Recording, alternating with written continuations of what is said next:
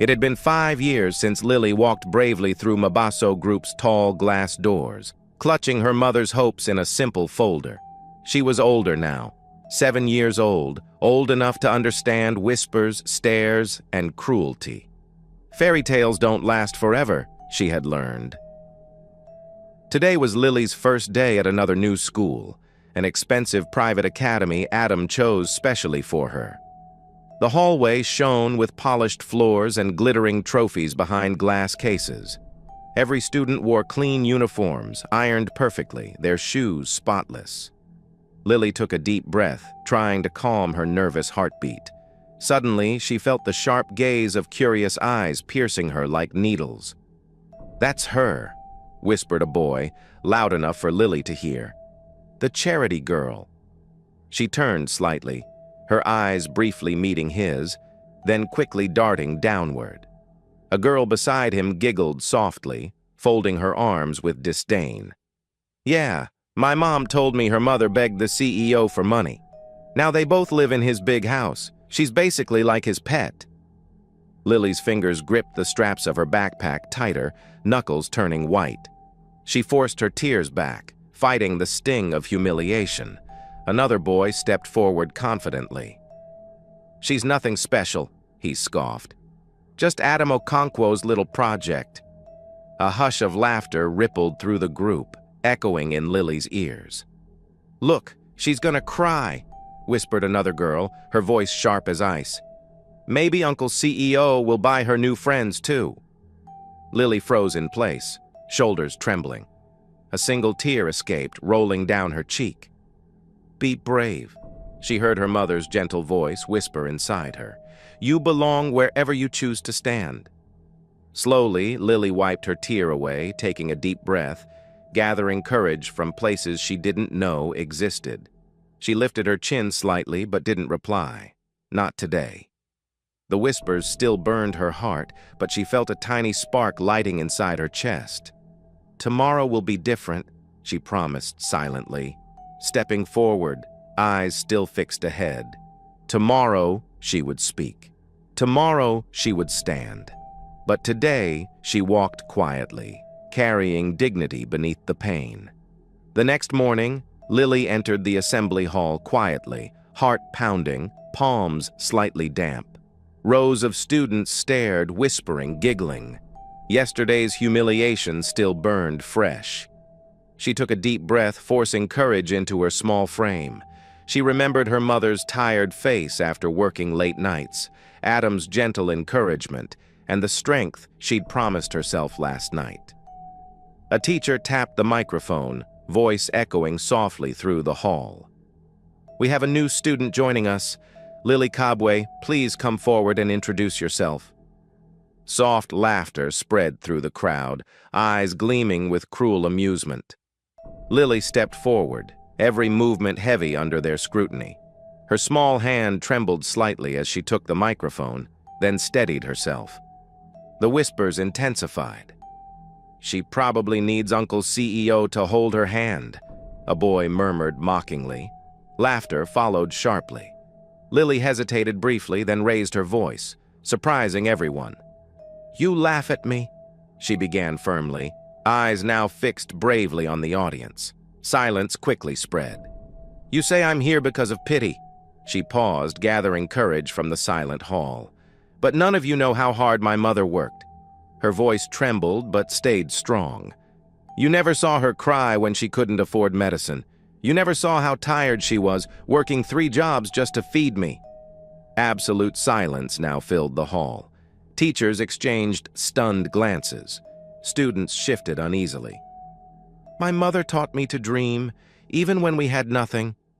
Lily's voice grew stronger, steadier. "She never begged anyone. Yes, someone gave us a chance, but we earned everything else ourselves." She took a breath, eyes now fiercely bright with defiance. "And if standing up for my mother makes me weak to you, then I'd rather be weak with pride than strong with cruelty." Her words hung powerfully in the air, echoing softly into every corner of the stunned hall. Slowly, she lowered the microphone.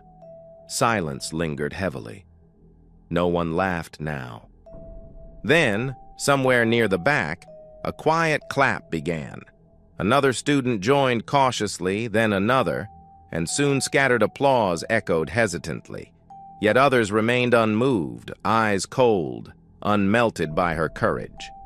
Lily expected that. She knew cruelty wouldn't vanish overnight, but today she had found her voice. She would never lose it again. As she walked back to her seat, chin held high, one girl leaned in and whispered gently, "You're brave." Lily smiled softly, nodding. Today, courage had won. Tomorrow she knew she'd face battles again, but now she'd never fight them silently. The rooftop of Mabaso Group was painted softly by the setting sun. Warm hues of gold and crimson mingled gently in the sky. Adam stood near the railing, quietly observing Lara as she looked out over the bustling Lagos streets below. Over the past few years, his bond with Lara and Lily had quietly deepened. He loved them in silence, in gestures, in subtle acts of care. Today was Lara's birthday, and for the first time, Adam felt he couldn't hold the words inside anymore. He moved closer, heart pounding harder with each step, voice quiet and sincere. "Lara," he began softly, "there's something I've needed to tell you for years." She turned slowly, smiling gently, unsuspecting of the storm inside him. Adam took a breath, pulled out a small velvet box, opened it gently, revealing a delicate silver ring that shimmered softly in the evening glow. Lara's eyes widened, surprise mingling with deep emotion. "Adam," she whispered uncertainly. "I know we've never spoken of love openly," he continued, voice trembling slightly, eyes fixed tenderly on hers. "But I love you, truly, deeply." Lara's hands began to tremble. Her breathing grew shallow. "I want to give Lily a safe, happy life," Adam pressed gently, sincerely. "I want you to finally have the peace you've always deserved." For a moment, everything was still. Only the gentle wind stirred between them. Lara closed her eyes, emotions crashing through her heart. Tears formed, glistening softly. When she finally spoke, her voice was soft but painfully clear. "Adam, I love you too, more than I ever imagined possible." Hope flickered in Adam's eyes, but her next words shattered it gently. "But Lily already suffers enough whispers at school. I see how they hurt her. She's strong, but she's still just a child." Her voice shook now, tears slowly escaping. "If I marry my boss, she'll forever be seen as a charity case, as someone who can't survive without favors." Adam's heart visibly broke, his gaze lowered to the small ring in his hand. "I can't choose my own happiness," she whispered painfully, "over my daughter's dignity." She reached out gently, closing the velvet box softly in his hands. Adam stood frozen, his eyes deep with unspoken grief. When he finally managed to speak, his voice cracked quietly. "I understand, Lara," he murmured painfully, forcing a gentle smile. "You're a mother first, above everything. That's one of the many reasons I fell in love with you." Lara's tears fell freely now, her heart aching. "I'm sorry, Adam," she whispered brokenly. "Don't be," Adam replied softly, gently touching her shoulder. "I'll always be here for both of you, no matter what. I promise." He stepped back quietly, heart shattered, but his love unchanged. 10 years passed swiftly. Lily had blossomed into a brilliant 18-year-old, confident and articulate. She excelled academically, driven by her mother's quiet courage. Life finally seemed stable, until one quiet morning shattered everything. Lily stood in the kitchen preparing breakfast when she heard a loud crash. Her heart froze. "Mama!" she called urgently, rushing toward the sound. She found Lara on the bedroom floor, unconscious, skin pale as marble. Lily's world spun violently. "Mama!" Lily's voice trembled, frantic tears forming instantly. "Wake up! Please wake up!" Hours later, in a sterile white hallway, Lily paced anxiously. A doctor approached her slowly, expression somber.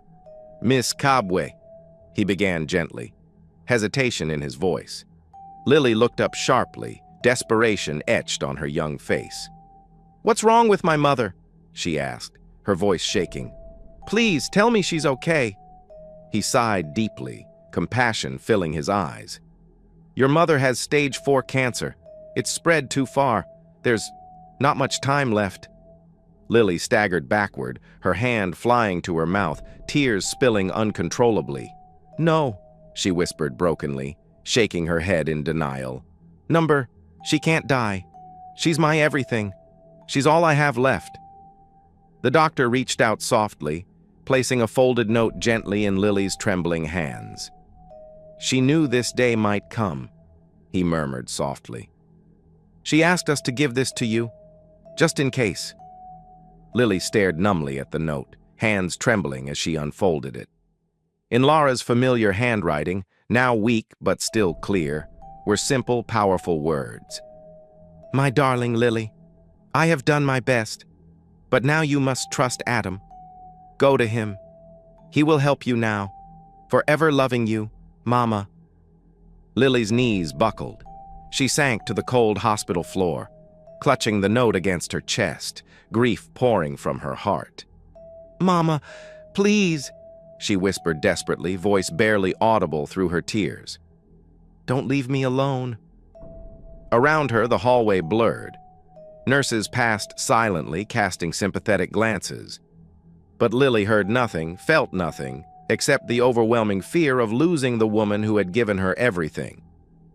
Adam sat alone in his spacious office at Mabasso Group, staring silently at the city below. 5 more years had passed, yet his heart remained unchanged, still bound quietly to the woman who had gently refused him, whose memory he cherished above everything. The door opened softly.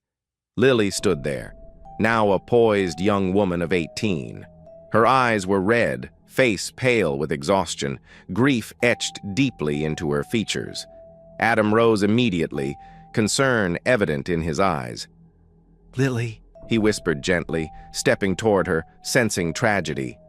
"What's happened?" Her voice broke, shaking with desperation.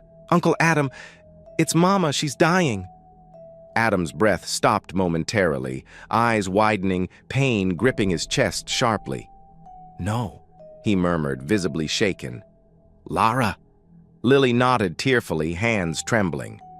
"It's cancer. They said it's too late. But please help me save her. You've always been there. Please, just one more time. Don't let her die." Adam closed his eyes briefly, fighting his own tears, the old ache reopening inside him. "Lily," he began, voice steady but deeply pained. "I promise you, I will do everything possible." She sobbed softly, relief mixing with her fear. "I don't know how to live without her. She's all I've ever known." Adam stepped closer, gently placing a comforting hand on her shoulder, his voice warm, tender, breaking slightly as he spoke honestly. "I never stopped loving your mother, Lily. Never dated, never married. I couldn't. It was always her." Lily's eyes softened painfully, tears rolling silently down her cheeks as she saw the truth clearly written in Adam's sorrowful eyes. "She trusted you," Lily whispered, heart aching deeply. "She sent me here to you." Adam nodded, his voice quiet but firm. "Then let's go to her. Together." The hospital room was quiet, dimmed by gentle light filtering through thin curtains. Machines beeped softly, marking each moment passing. Lara lay pale, weakened, fragile. Her breathing shallow, eyes half open, reflecting a lifetime of strength now quietly fading. Adam stood near the bed, silent, grief heavy in his eyes. Lily held her mother's frail hand tightly, unable to hold back tears, desperately memorizing every detail of Lara's gentle face. Lara's eyes slowly opened fully, settling softly on Adam, her voice barely above a whisper. "Adam," she breathed weakly, each word an effort. "My time, is close now." Adam moved closer, gently kneeling beside her bed, voice gentle yet firm. "Lara, please, don't say goodbye yet. I've fought for Lily," she breathed, "but she's still a child." "Lily is already mine," Adam said, voice trembling. "I'll protect her, always." Lara smiled weakly. "Take her somewhere quiet, teach her to keep walking." "I promise." She looked at Lily one last time. "I love you so much." And then, silence. "Mama," Lily sobbed, holding on. After Lara's passing, Lily moved into Adam's grand, silent home.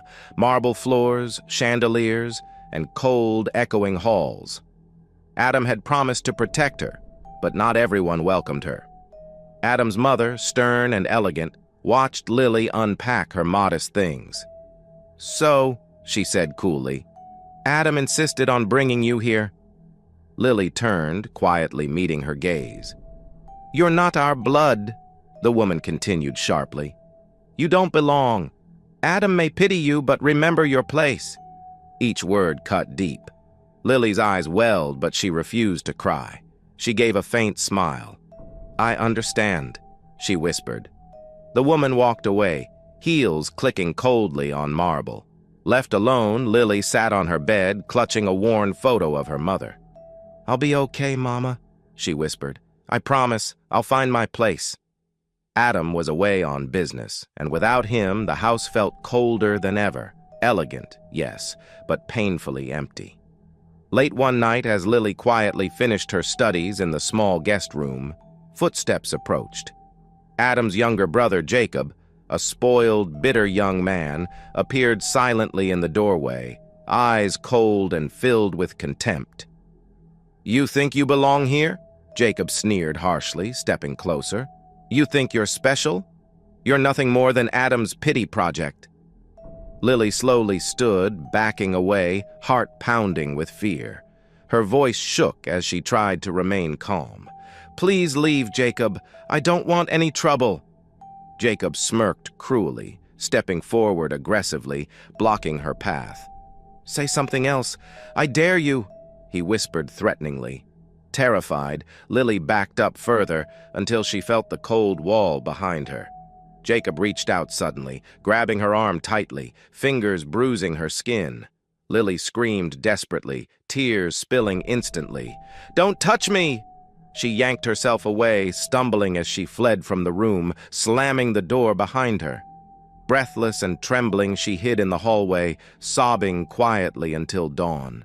The next morning, Lily approached Adam's mother cautiously, voice trembling as she recounted the previous night's terror. "He grabbed me. Please, believe me," Lily pleaded desperately. The woman's cold eyes barely flickered, voice sharp and merciless. "Jacob is family. You're not. Don't spread lies to gain sympathy." Lily's chest tightened painfully. "I'm not lying," she whispered brokenly. "Please." Adam's mother stood up firmly, eyes hardening further. "Enough. Go back to your room and never repeat such nonsense again." Defeated, Lily walked away slowly, heart heavy with betrayal. Alone once more, she curled up on her bed, silently weeping, feeling utterly trapped. Late at night, under the veil of darkness, Lily quietly gathered her things. Trembling hands packed a small backpack, a notebook, a few clothes, her mother's photograph. Each movement felt heavy, yet determined. She paused briefly at her desk, scribbling a short note with shaking fingers. "I don't belong in that house. I just wanted a home. Please don't look for me. I'll be okay. I just need air." Her eyes filled with quiet tears, but she wiped them away, folding the note neatly and placing it gently on her pillow. Lily took one last glance at the room, her heart aching deeply, then slipped silently out into the night. Lily sat quietly beneath a tree, hair tangled, clothes dirty and worn from days wandering aimlessly. Her once bright eyes now dull, tired, haunted by confusion and fear. She hugged her knees tightly, gently rocking back and forth, murmuring softly to herself, voice weak and trembling. "I just want to go home," Lily whispered desperately, tears streaming silently down her pale cheeks. "But I don't know where that is anymore." People passed hurriedly, unaware of her quiet, painful presence. She was invisible again, just as she felt long ago, before Adam, before hope. She leaned against the rough bark of the tree, closing her eyes, trembling softly from exhaustion and grief. "I'm sorry, Mama," she whispered weakly into the darkness, voice barely audible. "I tried, but I got lost." Once, little 2-year-old Lily was a ray of hope for everyone. That same sweet baby is now suffering alone on the streets. It's painful how fate can change everything. My besties, if you want to know what happens next in Lily's journey, write part 3 in the comments. Tell us, which moment made you angry or broke your heart? Subscribe for part 3, coming soon. Until then, take care and be kind to others. Chijioke Eze sat in his big office on the top floor of Ezetech Towers in Victoria Island, Lagos. The morning sun touched the glass walls, but he didn't notice. He was staring at his phone. It was ringing again. "Tunde again," he muttered. For the 5th time that morning, the name Tunde Ajayi flashed on the screen. With a sigh, he answered, "This better be serious." "Chijioke, my guy, please, I need a favor," Tunde said, sounding way too happy. "Tunde, I'm busy. I have a major deal closing with the Kenyan partners. Talk fast." I know, but remember that girl I told you about, Isioma? She wants to bring her roommate to dinner tonight, and I need someone to come with me." Chijioke shook his head. "You want me to go on a blind date? Tunde, I don't do blind dates. I do billion naira mergers. Come on, it's just dinner, 4 hours max. You don't even have to talk much. Just look rich and smile." "I don't have time. Bro, when last did you do anything that didn't involve contracts? Since Amaka left, you've been a robot." Chijioke's face hardened. "Don't bring her up." There was silence. Then Tunde said softly, "All right, just this once. I swear I won't ask again." Chijioke looked at the pile of reports on his desk. His whole life was work. Maybe a break wouldn't hurt. "Fine, text me the time and place." "Yes, you're the best, my guy. Wear something nice, and not your scary billionaire face." Chijioke hung up. He looked out the window at the city below, busy, loud, full of stories. Once he believed in love, but that was long ago. That evening, Chijioke's black SUV pulled up in front of Nkoyo, one of the fanciest restaurants in Lagos. The sky was cloudy. Rain was coming. He adjusted his dark native kaftan, stepped out, and told his driver, "Wait here, Musa. This won't take long." As he walked toward the entrance, he heard a loud voice a few feet away. "I gave you a 5,000 naira note," a woman was saying. "The fare was 1,800 naira, and I gave you more than enough." "Madam, you gave me 500 naira, the taxi driver argued. "You're confused. Don't waste my time." Chijioke turned his head. A young woman in a simple dress and old coat was standing near a yellow KK taxi, holding her purse tightly. "I know what I gave you," she said, her voice shaking. "That 5,000 naira was my last money for the week." Something about her voice stopped Chijioke. There was no drama in it, just real worry. He walked over slowly. "Is there a problem here?" he asked. The driver turned, startled. "Oh God, this woman is accusing me falsely." Without a word, Chijioke brought out his wallet and handed the driver a crisp 10,000 naira note. "Here, that should settle everything." The man's face lit up. "Thank you, sir. Thank you very much." He quickly entered his taxi and drove off. The woman looked at Chijioke, eyes wide. "You didn't have to do that," she said softly. "It's fine." He studied her face. Her hair was tied back loosely and she looked tired but dignified. "I'll pay you back. I don't like owing strangers," she added. "That won't be necessary," he said. She held out her hand. "I'm Adana Okoro." He hesitated, then shook it. Her touch was warm. "Chijioke Eze."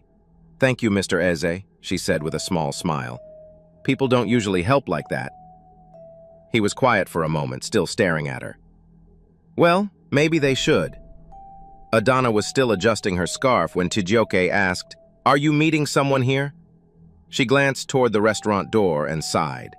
"Yes, my friend Isioma set me up. It's a blind date. Honestly, I didn't want to come." Chijioke raised one eyebrow. "Your friend wouldn't happen to be Isioma Adigwe, would she?"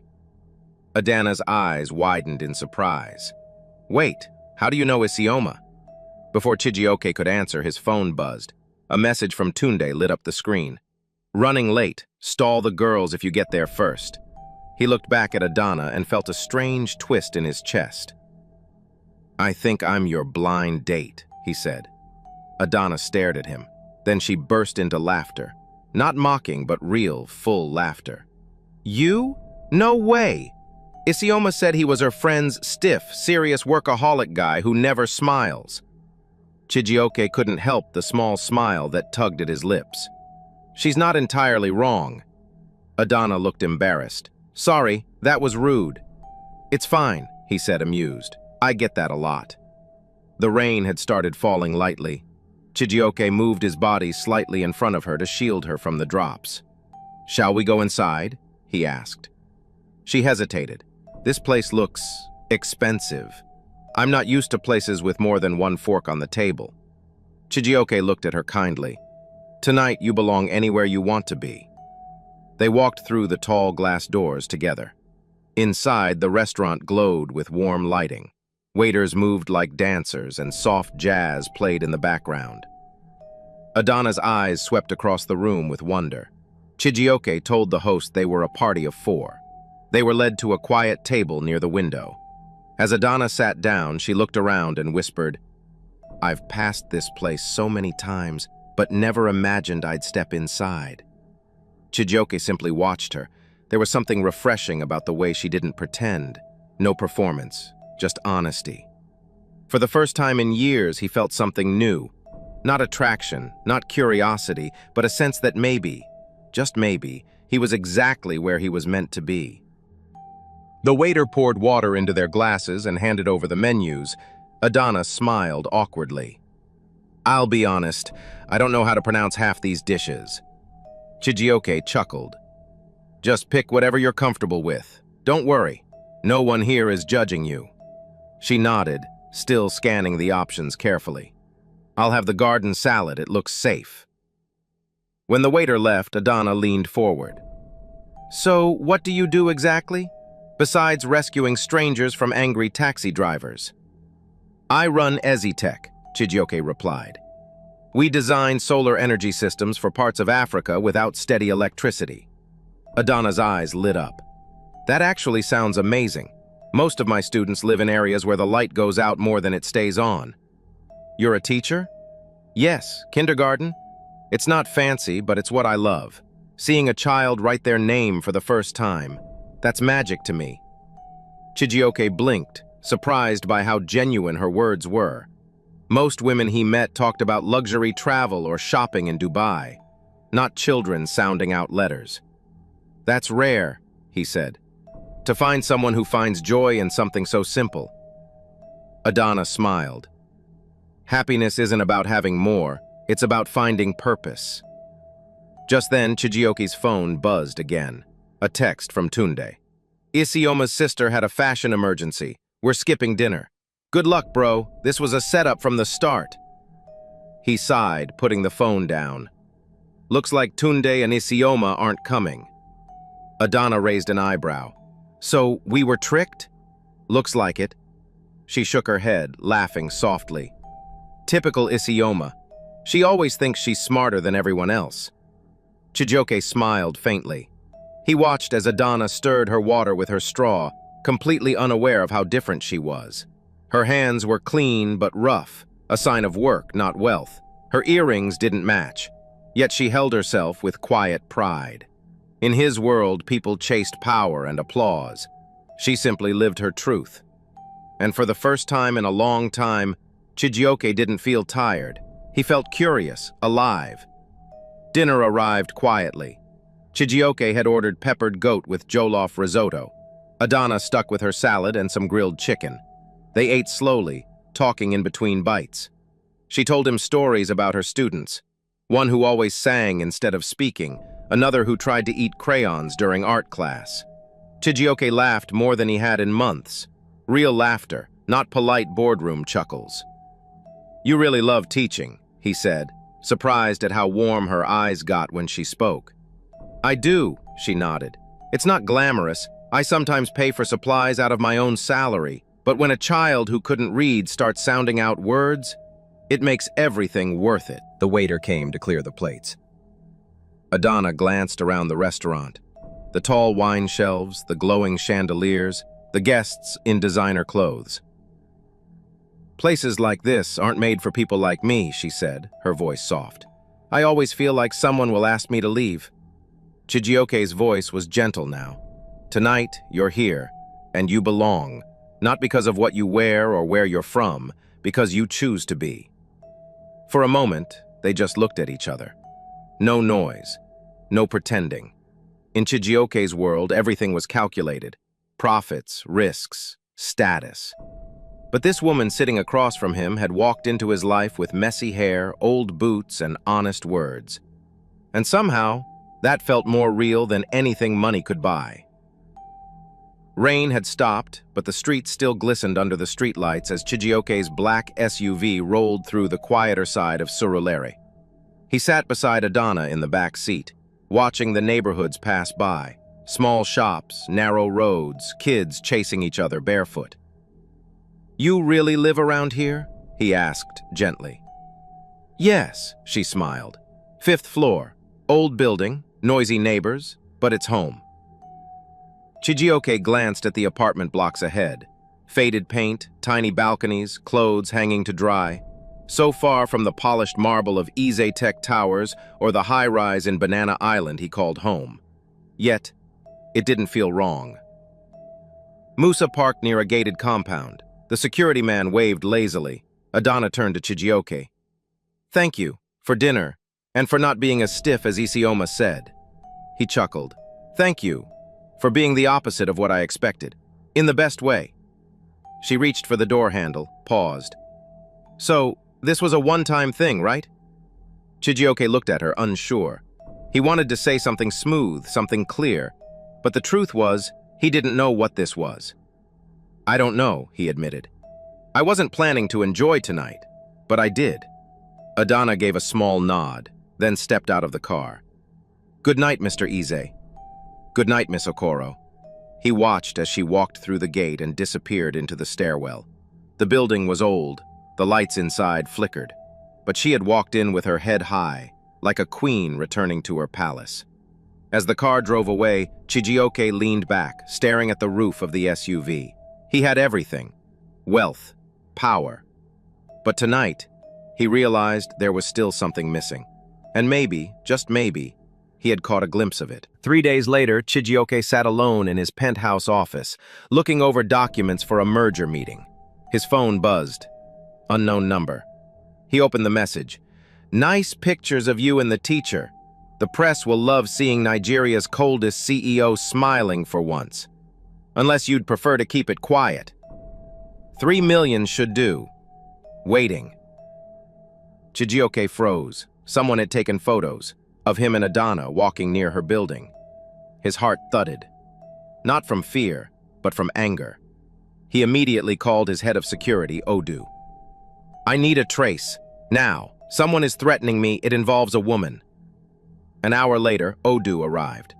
"Sir, it's a burner phone. Clean. No ID. But we'll find something." Chijioke rubbed his forehead. "They know about her. About Adana. This could blow up her life. She's not built for this kind of attention." Odu nodded slowly. "Then maybe distance is best, for her protection, at least until we know who's behind it." Chijioke stood by the window. From this high up, the city looked peaceful. Far below, lives moved like ants. People shopping, walking, living. And somewhere out there was Adana, probably teaching her class, unaware of the storm coming her way. His voice was low. "I've never cared what people said about me, but this could destroy her peace." He clenched his fists. He had faced hostile takeovers and billion naira losses without blinking. But now, he felt afraid. Not for himself, for her. And that feeling, that strange tightness in his chest, told him one thing clearly. Adana Okoro had somehow found her way into the one part of him no one had touched in years. His heart. Chijioke sat at a quiet corner of a small cafe in Surulere, wearing a plain t-shirt and cap to avoid attention.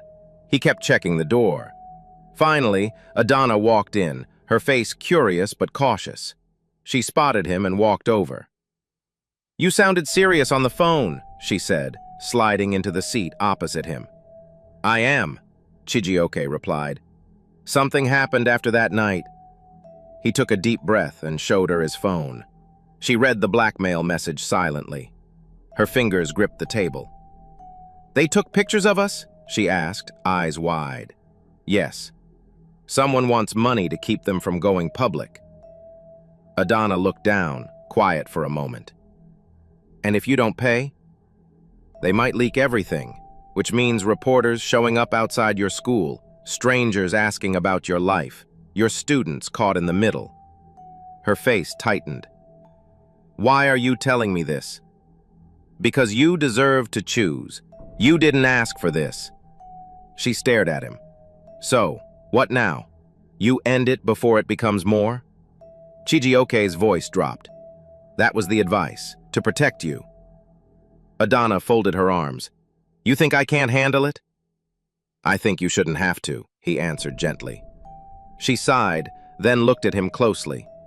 "Be honest with me, Chijioke. Is this real for you, or was I just a distraction from your business life?" His eyes didn't move. "It's real. More real than I expected. That's what scares me."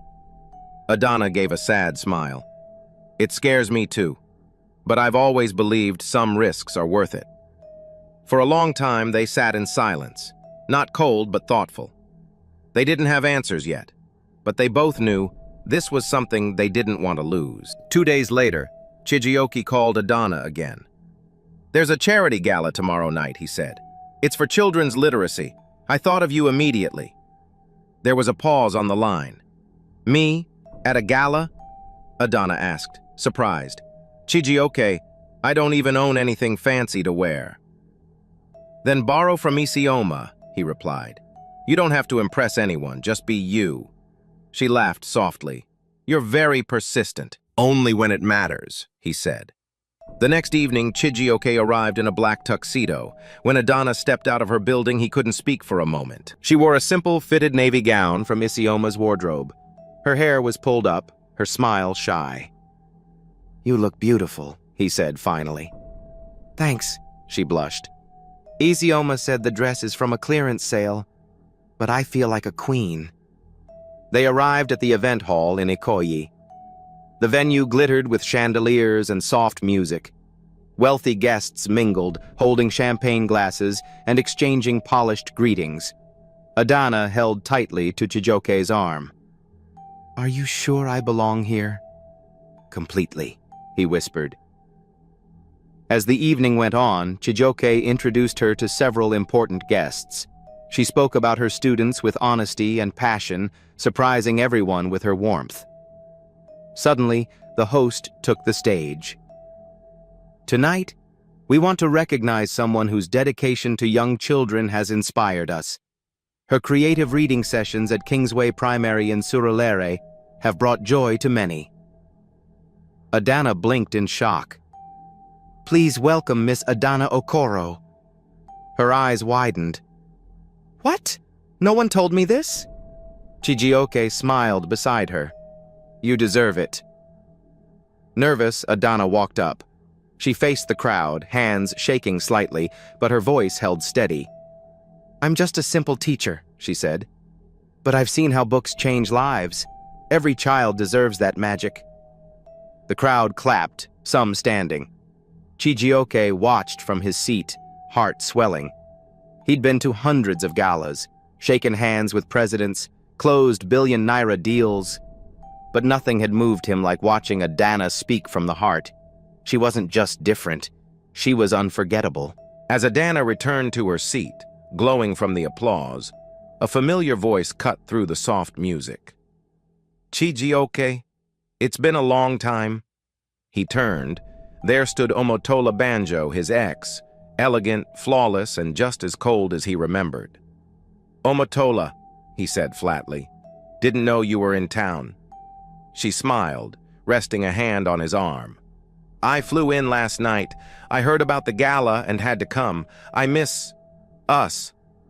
Adana, noticing the tension, walked up quietly. Omotola turned, giving her a once-over. And you are? Adana Okoro, she replied calmly. And you must be Omotola. Omotola's brow lifted. The school teacher? That's cute. Chijioke stepped in, voice sharp. She's the woman being honored tonight, and she's done more good than half the people in this room. Omotola's smile faded. Interesting. She walked away, heels clicking. Adana exhaled. She doesn't scare me, she said, but I can see why she used to scare you. Just when Chijioke and Adana thought things were going well, a storm was coming. Omotola, Chijioke's ex, is back. But is she here for love or to cause trouble? What will happen next? My besties. If you want to find out, please subscribe and turn on notifications so you don't miss part 2. And if you want me to write the next part soon, type "We need part 2" in the comments below. The story is just getting started. Stay tuned. My baby is dying, please save him, a poor woman said, and a millionaire was watching. What he did shocked everyone around. The rain fell hard over Lusaka, pounding the streets like a drum. Water flowed in rivers down the gutters, thunder rumbled in the sky, and cold wind sliced through the air like a knife. Outside a glowing, expensive restaurant, a woman knelt in the mud. Her name was Simone, and she held her little son close to her chest. His body shook with seizures, his lips had turned purple, his eyes were half open, staring at nothing. Please, Simone sobbed, clutching her boy tighter. Someone help me. He's dying. The fine people inside the restaurant didn't hear her, or maybe they chose not to. They sat in comfort, sipping wine, laughing, eating warm food. No one looked outside. No one saw the mother crying in the storm. Simone's coat was thin and soaked. Her hair stuck to her face. Her knees were buried in the wet ground. Still, she refused to move. Her child was all she had left. Just then, a black SUV rolled up to the curb. The windows were tinted. The engine was quiet. Inside sat Michael, a rich tech businessman. His suit was clean, his hands rested on his lap. He was ready to go home. He looked out the window and froze. There she was, a woman, a child. The child was trembling. The woman was crying. Simone looked straight at him, eyes wide with fear. She stood and stumbled forward, waving her arm. Please, sir, she cried. Please help my son. He's not breathing well. I don't have a car. No one is stopping. Please, I'm begging you. Michael didn't move at first. He wasn't sure. Was this real? Simone pressed her hand against the glass. Her voice broke. He's all I have. Please don't let him die. Michael looked into her eyes. Something in him shifted. The storm still raged, but inside that SUV, silence. And in that silence, a decision began to grow. Michael stared at the woman through the rainy glass. Her hand was still pressed to the window. Her lips trembled. Her eyes were red. He didn't open the door. Not yet. His voice was calm but sharp. Is this a scam? Simone shook her head quickly. No, please, just look at my son. She moved aside so he could see the child in her arms. The boy's small chest shook with every breath. His fingers were stiff. His body was getting colder by the minute. I don't have time to lie, she said. I swear on everything I love, just help me. Michael's eyes dropped to the child. Something about him, his size, the way his head rested on his mother's shoulder, brought a deep ache to his chest. And suddenly a memory flashed. He was just a boy, sitting on the cold floor of a hospital. His mother had collapsed in front of him. He had begged for help. No one had listened. The nurses wanted money first, but they didn't have any. She died that night. Michael blinked. Rain hit the window harder now. His chest rose and fell. Then he moved. He hit the switch. The SUV door unlocked with a soft click. He stepped out into the rain without a word. "Driver," he called out, "open the back seat, now!" The driver quickly obeyed. Michael walked over and knelt beside Simone. She was soaked and shivering. "Give him to me," he said gently. Simone hesitated, then carefully placed her son in his arms. Michael held the boy close. "Get in," he said. "We're going to the hospital, now." Inside the SUV, Simone climbed into the back beside her son. The child whimpered faintly. Michael gave the driver quick directions, then sat silently, water dripping from his hair and coat. The SUV pulled into traffic, its headlights cutting through the storm. No one spoke. Simone stared at her child. Michael stared at the road. The silence was heavy, the fear was real. But for the first time that night, hope had entered the car. The hospital waiting room was cold and full of white lights. Simone sat on a hard bench, soaked from the rain.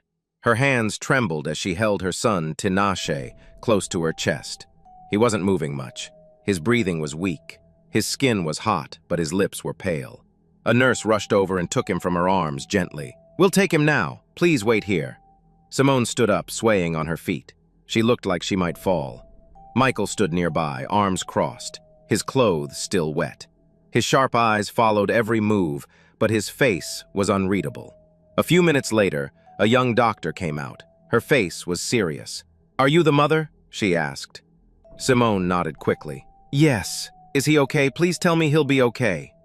The doctor took a breath. "Your son has pneumonia. His fever is very high, and we're seeing signs of early sepsis. We need to admit him now and begin treatment immediately." Simone's heart dropped. "Okay, please, do whatever it takes." The doctor hesitated. "The medicine and overnight care are expensive. Do you have insurance or any way to pay?" Simone looked down, her lips shaking. "No. I lost my job. I don't have anything." Michael didn't move. He was silent, still watching. The doctor looked between them. Suddenly, Michael stepped forward. He pulled a black credit card from his jacket and placed it on the front desk. "Run the bill," he said firmly. "Treat him like he's my own." Everyone went quiet. Simone turned, eyes wide. Why would you do this?" she asked, her voice a broken whisper. "You don't even know us." Michael looked at her, and for the first time his voice softened. "Because once, when I was small, no one did it for me." Simone stared at him, tears sliding down her face. For the first time in weeks, she didn't feel alone. Michael stood alone in his penthouse, high above Lusaka. The lights of the city blinked below him. But inside the room, everything felt cold. He didn't turn on the lights. He just stood at the window, staring into the dark. His suit was still damp from the rain. His shoes left wet marks on the marble floor, but he didn't care. His mind wasn't in the room. It was years ago. He was a boy again, 9 years old, sitting on a dirty bench inside a crowded public hospital. His mother lay on a stretcher. Her breathing was slow, her skin pale. "Please help her," little Michael had begged. "She's all I have." But the nurses had only shaken their heads. No money, no treatment. He had searched his pockets, holding out coins, folded paper bills, everything he had. But it wasn't enough. His mother had turned to him, smiled weakly, and whispered, "I'll be okay, baby." She wasn't okay. She died that night, alone. Back in the penthouse, Michael closed his eyes. The pain still lived in him. He had promised himself that day. Never again. He built a company. He made billions. He wore suits and sat in boardrooms. But behind the power, he hid from the pain. Until tonight. Simone's tearful face. Tinashe's shaking body. It had torn down a wall he thought would never break. He sat on the edge of the leather couch, breathing heavily. What was he doing? Helping strangers? Risking headlines? He stood up suddenly. He grabbed his car keys. He didn't care about the press or his reputation. Not tonight. Tonight, there was a child in a hospital bed. A mother still sitting alone. And maybe this time, he could do what no one did for him. Every morning, Michael returned to the hospital. He brought something new each time. small toys, soft cookies, a box of juice, or colorful storybooks. He always entered quietly, but Tinashe's eyes would light up the moment he saw him.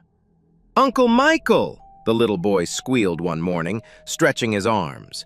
Michael smiled and lifted him gently into a hug. "Feeling stronger today, little man?" Tinashe nodded with excitement and pointed to the Lego blocks at the corner of his bed. Simone watched them from the window. Her heart was still tired, but the fear had started to fade. This man, this powerful, wealthy man, who once looked untouchable, now sat cross-legged on the hospital floor, building lopsided castles with a 2-year-old boy. "You missed a brick," Tinashe giggled. Michael laughed. "Then show me how to fix it." Simone stepped closer. She sat near them, quiet, still unsure how to feel. She looked at Michael carefully. His expensive watch still glittered under the hospital lights, but his eyes were softer now. He wasn't just visiting. He was present. "Thank you," she said softly, folding her hands in her lap. Michael didn't look up right away. He clicked 2 Lego bricks together and handed them to Tinashe. Then he said, "You don't have to thank me, he's worth it." Simone's throat tightened. For a moment, no one spoke. They just sat there, mother, child, and a man who had once known nothing about them, but now showed up every day.